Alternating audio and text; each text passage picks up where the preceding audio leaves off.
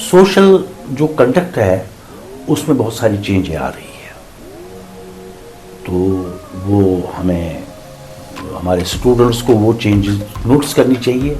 आजकल institution student जो हैं वो टीचर से नॉलेज हासिल करने के लिए नहीं आते हैं, they come to the institution to learn some skill. I feel very important for that of my generation, जो मेरी जनरेशन है, क्योंकि हमने चेंज होते हुए ज़माने को देखा।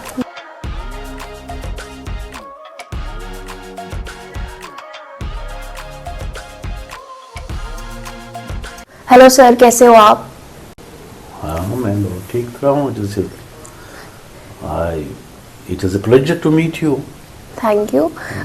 अच्छा सर, आप मुझे बताइए कि आपकी जर्नी कैसी रही और आपको पॉलिटिकल साइंस में करियर परस्यू करने के लिए किसने इंस्पायर किया? बात ये, it was a great experience. It was during my college days. I was inspired by my teachers with the field of political science.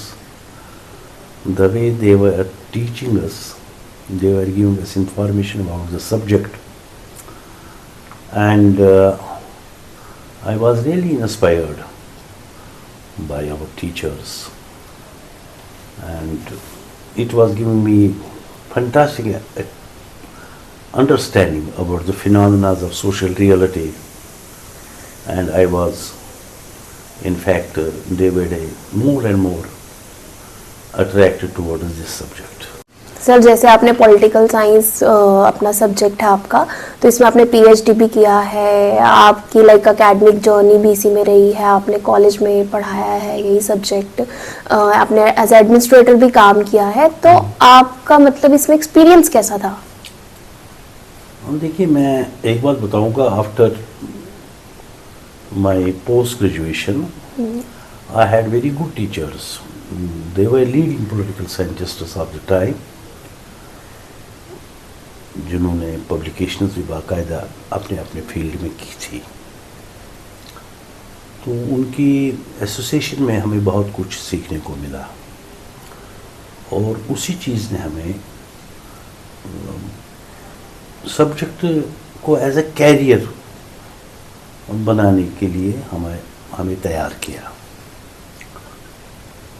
अब जब हमारे टीचर्स ने पीजी के बारे में कहा, चलो पीएचडी का जो एक एरिया सिलेक्ट करो, तो उसमें मैंने इंटरनेशनल रिलेशंस में फोकस किया, पर्टिकुलरली ब्रिटिश डिप्लोमेसी का ले लिया मैंने, कि ब्रिटिश डिप्लोमेसी इंडिया में और beyond India, particularly toward central Asia, क्योंकि वो एक इम्पीरियल पावर था कि उनकी पॉलिसीज़ क्या होती हैं, इस पर एक रिसर्च टॉपिक दे दिया मुझे। इंडियन ओशन पे भी एक प्रोजेक्ट मिला था मुझे, मैंने वो भी पूरा कर दिया था बाद में। It was during Mrs Gandhi's rule कि इंडिया का रिस्पॉन्स टुवर्ड सुपर पावर्स क्या रहा, तो उस पर एक प्रोजेक्ट था मेरा। मगर जो मैंने फिर पीएचडी के लिए सिलेक्शन किया, मैंने कहा British diplomacy, how it was operating in Central Asian status towards Russia as a second highest political power in the world. तो उस पर मेरा पीएचडी रहा, वो मैंने 1865 से up to 1970 first world war end तक लिया था, वो मैंने पीएचडी में कर दिया था। तो उसके बाद मैं बहुत इन्वॉल्व हो गया पॉलिटिकल साइंस सब्जेक्ट में, तो मैंने पब्लिकेशंस भी अपनी कुछ किताबें शुरू कर दी, ब्रिटिश डिप्लोमेसी पे लिखना शुरू कर दिया।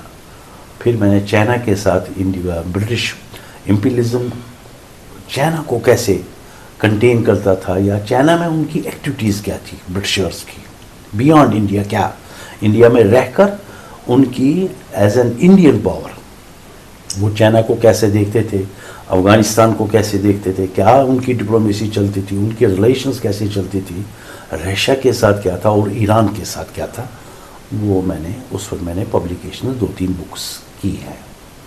फिर इन एडिशन टू दैट, जब टीचिंग एज ए टीचर मैं बन गया, तो मैंने फिर रिसर्च आर्टिकल जो है नेशनल जर्नल्स में, जो हमारे इंडियन पॉलिटिकल साइंस स्टडीज़ का जो जर्नल आता है या लोकली जो छपते हैं जर्नल, जो रिसर्च जर्नल्स हैं, तो उनमें मैंने लिखना शुरू कर दिया।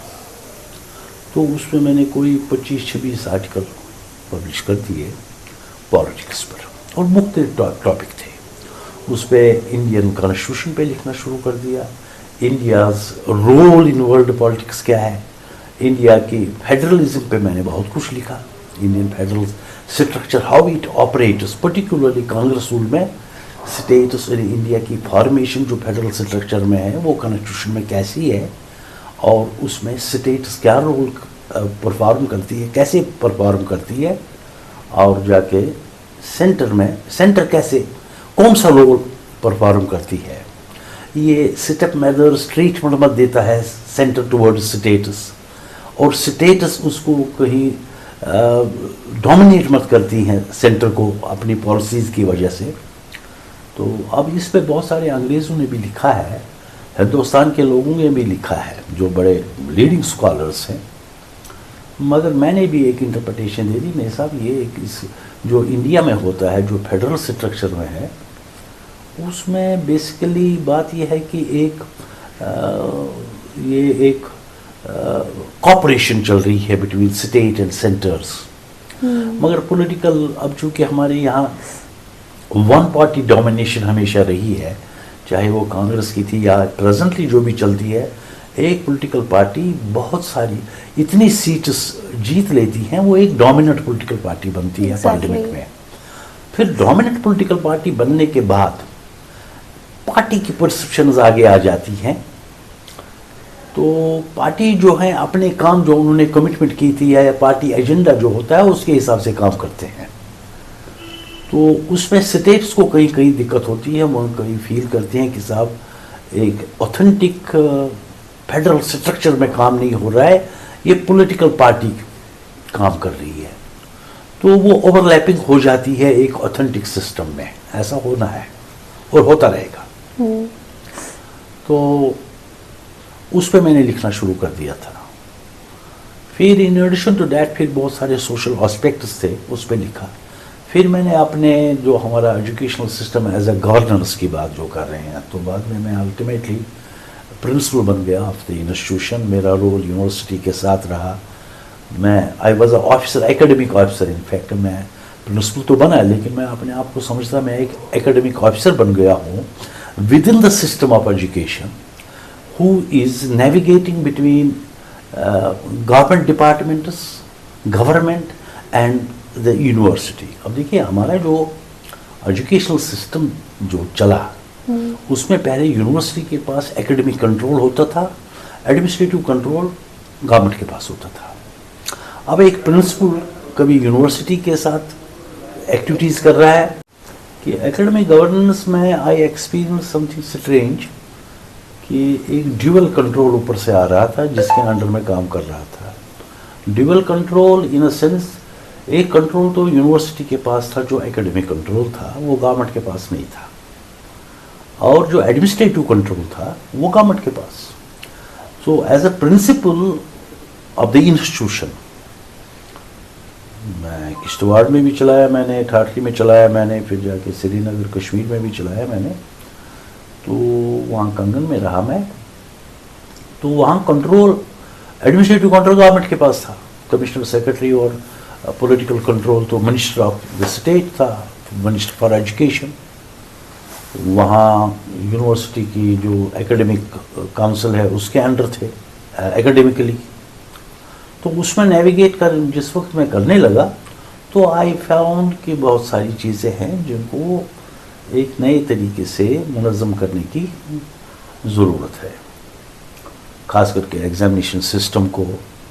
देन एक स्ट्रीमलाइनिंग होनी चाहिए, बच्चे को एक इंस्टीट्यूशन डेवलपमेंट और with relation to the students. तो ये चीज़ें देखनी पड़ी मुझे। फिर जाके जो हम सिस्टम पॉलिसी जो एजुकेशन की बनती थी वो दिल्ली से आती थी। अब जो एक अजीब सा चक्कर जो मैंने देखा, आई feel very important for that of my generation, जो मेरी जनरेशन है, क्योंकि हमने चेंज होते हुए ज़माने को देखा। जी सर। जो हमसे पहले लोग आए उन्होंने चेंज नहीं देखी, उनकी परसिस्टेंटली एक ही पॉलिसी रही, एक कंसिस्टेंसी थी उसमें। लेकिन मेरे ज़माने में चेंज आ गई। अब जो आगे आएंगे लोग वहाँ चेंज नहीं होगी। Therefore, I am more important than others in terms of the change जो हमने देखी। और वो चेंज आपके साथ में शेयर करूँगा। ये जिस वक्त हम एजुकेशन हमने शुरू की देनी, तो जो नेशनल एजुकेशन डॉक्यूमेंट था उसका जो फोकस था वो था शेयरिंग ऑफ नॉलेज, कि आप स्टूडेंट्स को बुलाओ, उनको बिठाओ और among them you share the education, you share the knowledge, तो हमारा जो एजुकेशनल इंस्टीट्यूशन था वो नॉलेज पावर हाउस था और वहीं से शेयर भी होती थी among स्टूडेंट्स नॉलेज, और students were gaining the knowledge. अब जो चेंज आ गई, चेंज क्या आ गई, अब जो नया एजुकेशनल डॉक्यूमेंट जो रिसेंटली बीजेपी गवर्नमेंट ने दे दिया, उसमें ये फोकस चेंज हो गया। फोकस ये रहा कि अब इंस्टीट्यूशंस नॉलेज शेयरिंग सेंटर्स नहीं रहे, अब इंस्टीट्यूशंस स्किल ट्रेनिंग सेंटर्स बन गए। आजकल जो मॉडर्न एजुकेशन का फोकस है वो स्किल डेवलपमेंट की तरफ है, वोकेशनलाइजेशन आ गया। अब एक टोटली फोकस चेंज हो गया, जी सर। एक शिफ्ट हो गया, जिसको हम कहेंगे कि इसमें पैराडाइम शिफ्ट हो गया।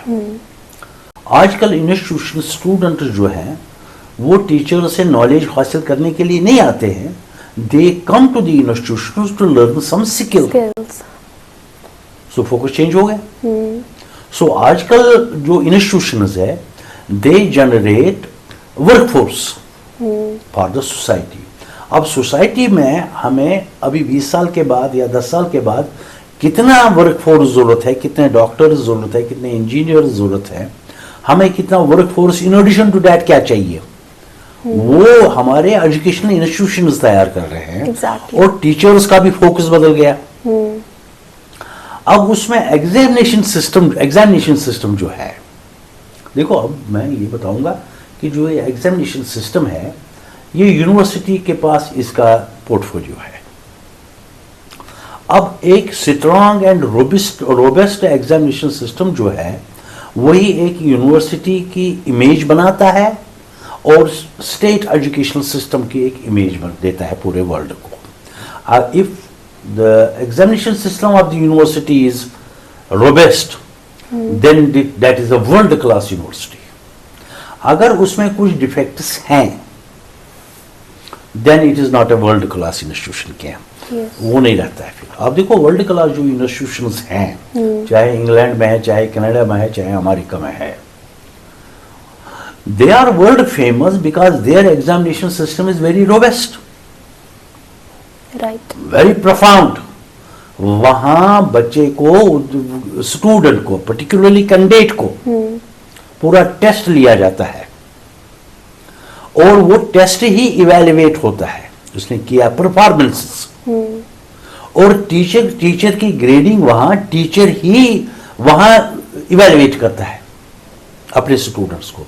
लेकिन हमारे जो हमारी एक वीकनेस है हमारे सिस्टम में, अब ये अलग बात है कि हमारी जो यूनिवर्सिटीज़ है, हमारे जो इंस्टीट्यूशंस हैं, एजुकेशन इंस्टीट्यूशंस हैं, उनका जो इवैल्यूएशन सिस्टम है उसमें टीचर का कितना रोल है। क्या टीचर ही इवैल्यूएट करता है या कोई और कर रहा है? अगर कोई और कर रहा है वो कौन से एस्पेक्ट को, कैंडिडेट के एस्पेक्ट को इवैल्यूएट कर रहा है? अब ये बात तो बड़ी इंपॉर्टेंट है ना।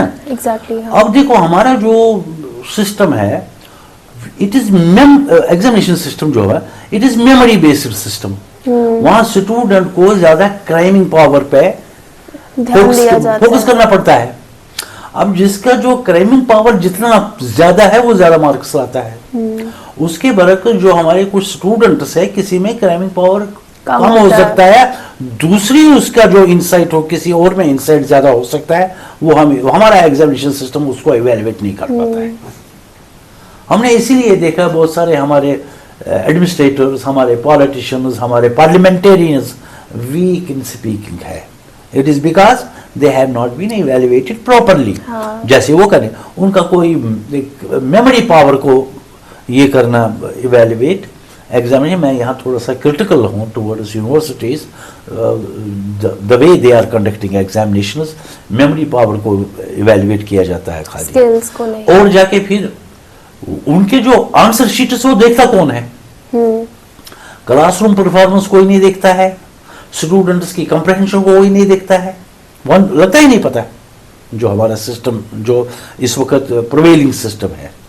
अब टीचर को यहाँ ग्रेडिंग में एक रोल होना चाहिए, बच्चे का कंप्रहेंशन कितना है, इसकी वेकेबुलरी क्या है, इसकी अंडरस्टैंडिंग कितनी है, इसका रोल कैसा हो सकता है, ये लीडर्स रोल है, इसका दूसरी किसी फैकल्टी में परफॉर्मेंस का रोल है, वो टीचर के सामने ही होता है, वो इवेल्युएट होता ही नहीं है। अब ये है शॉर्ट कमिंग्स हैं हमारे ये, मगर जिस तरीके से भी एग्जामिनेशन हमारे हुए हैं आज तक तो ऐसे ही चला है, and this is a old British model of evaluating the candidates.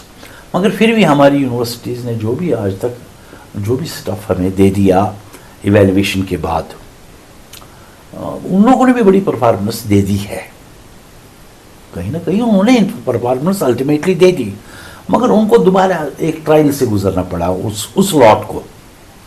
तो यहाँ मैं थोड़ा सा क्रिटिकल है एग्जाम जो मैंने देखा है एज ए एडमिनिस्ट्रेटर। बाकी एडमिनिस्ट्रेशन के लिहाज से मैं ये कहूँगा कि हमारे पास एक जो एडमिनिस्ट्रेटिव सेटअप है, मॉडल्स हमारे पास बहुत सारे हैं। अब जो मॉडल हमारे पास है उसमें हायरार्की ज़्यादा है, आपको बॉटम टू टॉप तक जाना पड़ता है। जब आप बॉटम से, ये टाइम कंज्यूमिंग है। अब जो टेक्नोलॉजी आ गई है, आर्टिफिशियल इंटेलिजेंस इसमें आ गई है, उसने बहुत सारा जो ये टाइम कंज्यूमिंग ये है वो उसको रिड्यूस कर दिया है। अब डायरेक्टली बहुत ये थ्रू आईटी जो आर्टिफिशियल इंटेलिजेंस जो हम यूज कर रहे हैं वो सपोर्टिव है, that is reducing the burden of time consuming, और उससे हमारी परफॉर्मेंस बहुत सारी चीज़ों में आ गई है। जी सर। अच्छा सर, हमें बताइए कि इंटरनेशनल रिलेशंस और पॉलिटिकल साइंस में जो स्टूडेंट्स रिसर्च कर रहे हैं उनके लिए आपका क्या सजेशन है, या वो क्या क्या टॉपिक चूज कर सकते हैं? ना ये अब तो ये दोबारा हम वापस आ रहे हैं एकेडमिक अफेयर पे, जो पर्टिकुलरली स्टूडेंट्स के मुतलिक है। हमारे यंग स्कॉलर जो हैं वो कैसे टॉपिक्स पे फोकस करना चाहेंगे, या हमारे कौन से इम्पॉर्टेंट टॉपिक्स हैं। This is how I am understanding it. अब देखिए आजकल हमारे डाइवर्स एंड मल्टीपल चैलेंजेस है। आजकल जो इम्पॉर्टेंट चीज़ है वो है हाउ वी आर रिएक्टिंग और how we are facing challenges of change. World जो है, आईटी सेक्टर ने वर्ल्ड को बहुत चेंज कर दिया। एग्जैक्टली उसमें बहुत सारे चैलेंज जनरेट हो रहे हैं। उसमें एक इम्पॉर्टेंट चीज़ है रिसर्च स्कॉलर उसको वो टॉपिक सेलेक्ट करने चाहिए जो कन्फ्रंट करेंगे चैलेंजेस ऑफ चेंज। उसमें क्योंकि जो चेंज हो रही है ये अपने साथ बहुत सारे चैलेंजेस ला रही है, और इन चैलेंजेस को हम कैसे ये कन्फ्रंट करेंगे, इनका मुकाबला हम कैसे करेंगे। एक तो ये, दूसरा इंटरनेशनल फिनोमेना पे एक बहुत बड़ी चेंज बन रही है। उसमें इस वक्त जो हमारे पास पहले जब मैंने शुरू किया था उसमें कोल्ड वार एरा आता था, उसमें कम्युनिज्म वहीं था। अब कम्युनिज्म तो रहा नहीं, अब तो एक ही यूनिपोलर वर्ल्ड बन गया। यूनिपोलर वर्ल्ड ने एक डाइवर्स चैलेंज और प्रॉब्लम्स स्टेट्स के लिए और नई चीज़ें भी लाई, यानी कि अच्छी चीज़ें भी लाई और कुछ चैलेंजेस भी लाए उसने। अब उसमें एक नक्शा बदल गया है वर्ल्ड पॉलिटिक्स का। अब इंडिया पहले तो हम कहते थे इंडिया को एशिया का बिग ब्रदर है। अब यू में भी अवेयर अबाउट इट, मोदी साहब ने तो ये भी कह दिया कि साहब विश्व लीडर है हम। सो हमारे दैट मीन्स कि हमारे लिए एक रास्ता खुल गया है कि हम we can emerge and we have a capacity, क्योंकि India the largest democracy on earth और जाके फिर द लार्जेस्ट पोटेंशियल, जो पॉपुलेशन हमारे पास जितनी ज़्यादा है उतना हमारे पास पोटेंशियल है। मैं उस चीज़ को ऐसे ही देखता हूँ, जितनी आपके पास पॉपुलेशन ज़्यादा है पोटेंशियल उतना ही ज़्यादा बनता है आपका। Then we have land, largest land also in the subcontinent, तो हमारे पास पोटेंशियल बहुत है। तो हम लोग चाइना को भी बीट कर सकते हैं कि प्रोवाइडेड कि हमें एक राइट डायरेक्शन मिले, हमें एक परफॉर्मेंस करने का अच्छा मौका मिले। उसमें हमें रिसर्च स्कॉलर्स को वैसे टॉपिक सेलेक्ट करने चाहिए कि जिसमें हम रास्ते खुल जाएंगे हमारे लिए, कि हम एक नया रास्ता निकाल के अपने आप को वर्ल्ड का, जैसे कि मोदी साहब ने कहा है कि बिग ब्रदर या मेजर एक्टर बन सकते हैं। इन एडिशन टू दैट हमारे सोशल जो कंडक्ट है उसमें बहुत सारी चेंजें आ रही है, तो वो हमें, हमारे स्टूडेंट्स को वो चेंजेस नोट्स करनी चाहिए, कहाँ कहाँ चेंज हो रही है उस पर रिसर्च करनी चाहिए हमें। उसके लिए प्रोजेक्ट्स इंस्टीट्यूशंस को वहीं से देने चाहिए कि साहब इन एरिया वो हो रहा है, यूजीसी उस पर बहुत काम कर रही है, वो लोगों को प्रोजेक्ट्स दे रही है जी सर। तो उन पे रिसर्च करनी चाहिए, वो टॉपिक उसको पूरा एक्सप्लोर करना चाहिए। अब देखिए, एक रिपोर्ट रिसेंटली आई है कि एक ये हमारे सोशल कंडक्ट का, मैं अपने बच्चे के साथ भी अभी बात कर रहा था कोई 1-2 घंटे पहले, कि हमारे यहाँ एक चेंज हो रही है कि हमारा जॉइंट फैमिली सिस्टम डिसइंटीग्रेट रहा है।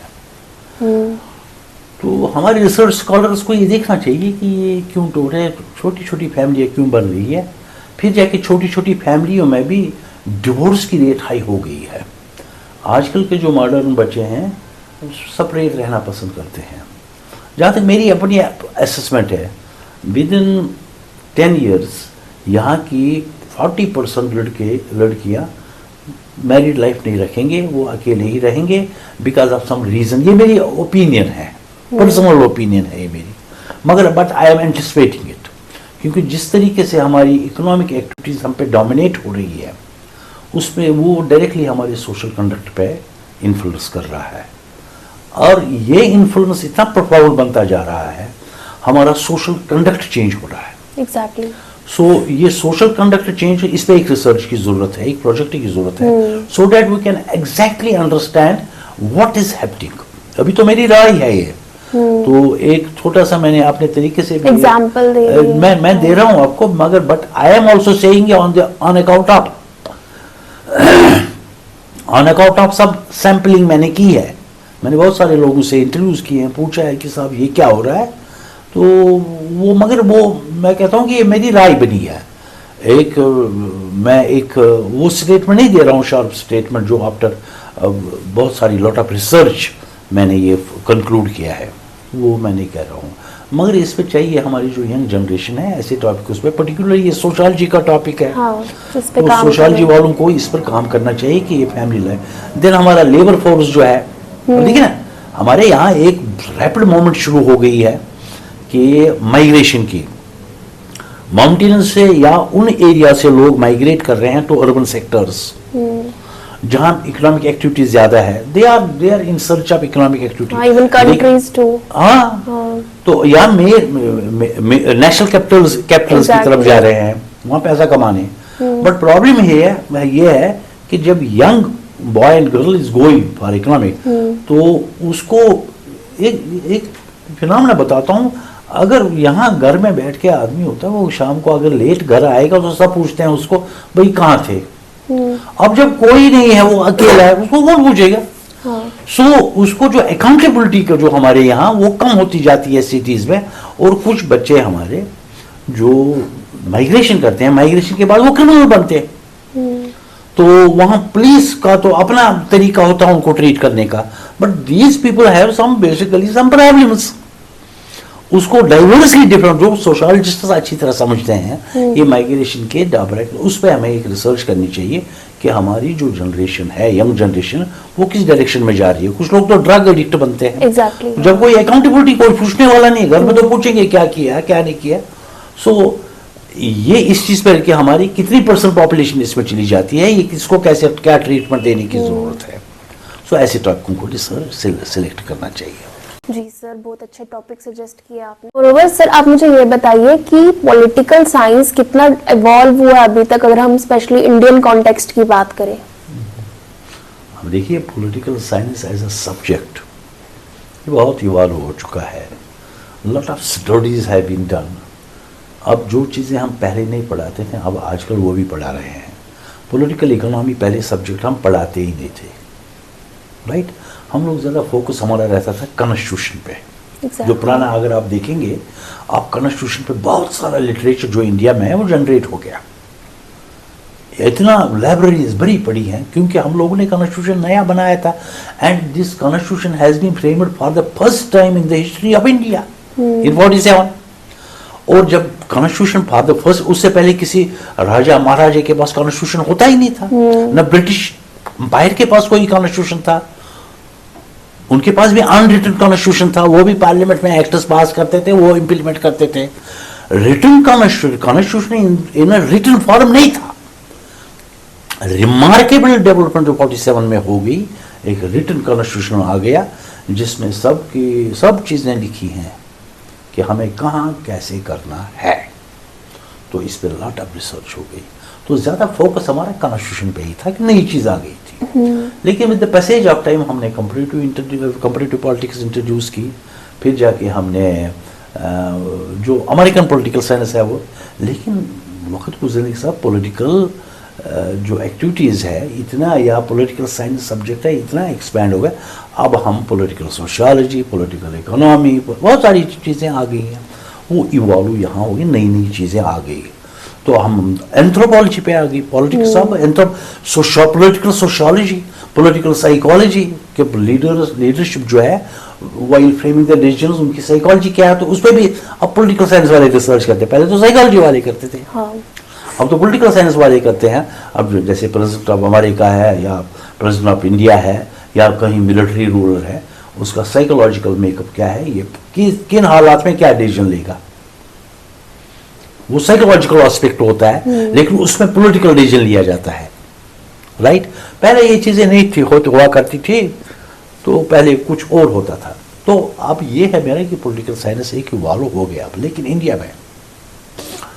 इंडिया में जो सब्जेक्ट जिस तरीके से कॉलेजों में इंट्रोड्यूस हो गया, तो जैसे मैं कह रहा था आपको पहले भी कि हमारा पहले था नॉलेज देना। Students as much as knowledge they can accumulate, let they accumulate it. उसकी प्रैक्टिकल वैलिडिटी क्या है, यूटिलिटी क्या है, उसकी तरफ हम नहीं देखते थे। लेकिन आजकल वही सब्जेक्ट्स उस तरीके से हम पढ़ाना शुरू कर दिया, हम उसकी यूटिलिटी देखते हैं पहले, और उसके फिर अब देखो ना, रिसर्च, कौन सा रिसर्च अच्छा होता है? रिसर्च वो होता है इसकी मीनिंग क्या है, इसकी एप्लीकेबिलिटी क्या है, इसकी वैलिडिटी क्या है, इसका पर्पस क्या है। आजकल वो देखा जाता है, पहले ही नहीं देखते थे। पहले जाओ करो रिसर्च किसी भी चीज पर, यूटिलिटी हम नहीं देखते थे। आजकल हम देखते हैं कि हाँ ये वैलिड कितनी है, इसकी यूटिलिटी क्या है, इसका पर्पस क्या है, इसका फायदा क्या मिला। इतनी सारी एक्टिविटी अगर 2 साल 3 साल या 5 साल किसी ने रिसर्च की, अब उसका फायदा क्या मिला, पहले ये नहीं देखते थे, आजकल वो देखते हैं। तो अब चेंज हो गया ना। तो अब मैं कहता हूं कि जो चेंज हमारे यहाँ आई है, जो आजकल जो है, हम आज यूटिलिटी देखते हैं हर एक चीज की क्या है और प्रोडक्ट क्या निकलेगा। अब देखो ना, मार्केट इकोनॉमी का इतना रोल आ गया है। मार्केट इकोनॉमी हमें पॉलिटिक्स में एक सब्जेक्ट बन गया है अलग, पॉलिटिकल इकोनॉमी आ गया है। सो अब ये है कि कॉन्स्टिट्यूशन पे जो ज़्यादा फोकस था हमारा, और साथ में थ्योरी जो ग्रीक थ्योरीज थी उस पर हम ज़्यादा करते थे, या रोमन्स का जो जुरिस्डिक्शन ये था, जुरिस्प्रूडेंस पे जो कहते थे वो उस पर ही रुकते थे। लेकिन आज हम बहुत आए, वो अपनी इंडियन थिंकर्स की बात करें, इंडिया क्या सोचता है, हम क्या सोच रहे हैं। तो मैं ये जो अपने रिसर्चर्स हैं, अपने जो यंग जनरेशन है, उनको इन चीज़ों की तरफ मुड़ना चाहिए और इन चीज़ों को देखना चाहिए। अच्छा सर, एंड में मैं आपसे ये पूछना चाहती हूँ कि आप हमारे यूथ को और स्टूडेंट्स को क्या मैसेज देना चाहते हैं? अब देखना, यूथ को अब आजकल का जो सिनेरियो, जो आप मैसेज की बात कर रहे हैं, सिनेरियो हैज़ टोटली चेंज्ड। अब यूथ को ये सोचना चाहिए कि हम लोग कहाँ हैं। मैं कहाँ है मतलब कि वर्ल्ड का यूथ कहाँ है, दूसरी कंट्रीज क्या रही हैं और हम लोग कहाँ हैं।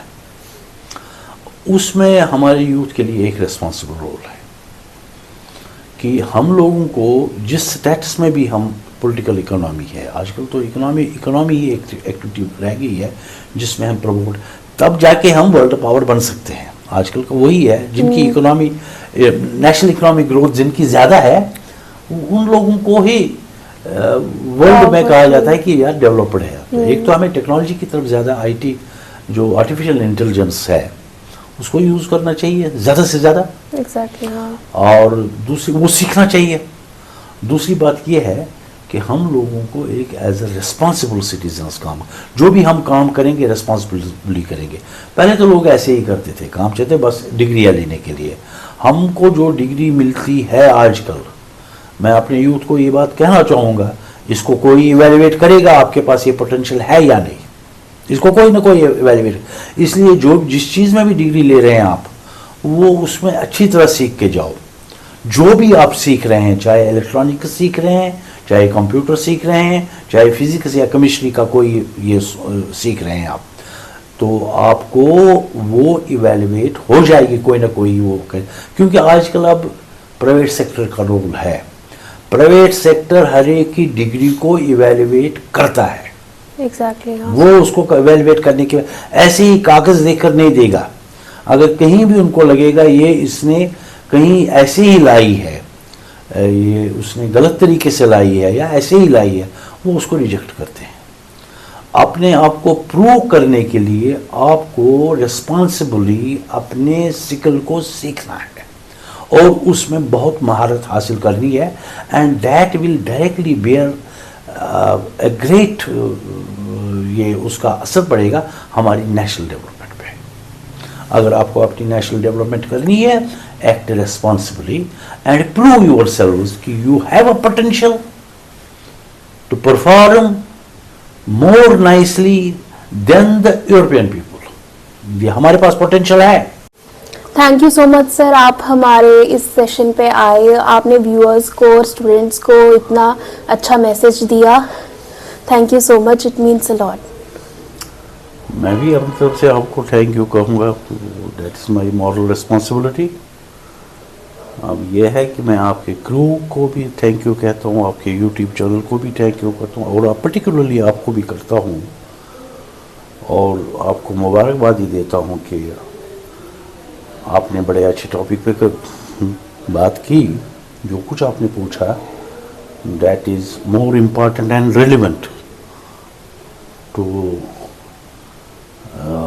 रेलिवेंट है इन अ सेंस कि ये टाइम के साथ बहुत मेल खाता है। तो मैं आप सबको थैंक यू कहता हूँ और अपनी बधाइयाँ आपको, अपनी शुभकामनाएं भी आपको देता हूँ। Thank you so much. Thank you.